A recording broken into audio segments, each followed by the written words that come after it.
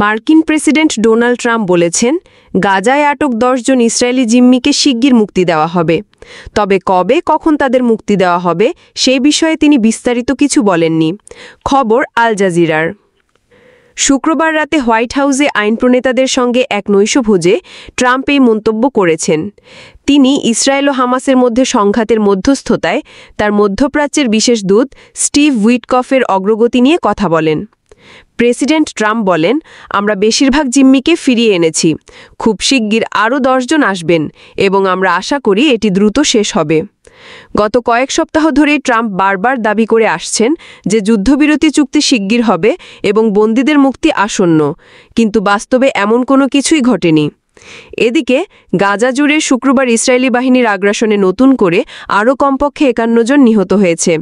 এর মধ্যে ১৪ জন ত্রাণের জন্য অপেক্ষা করছিল।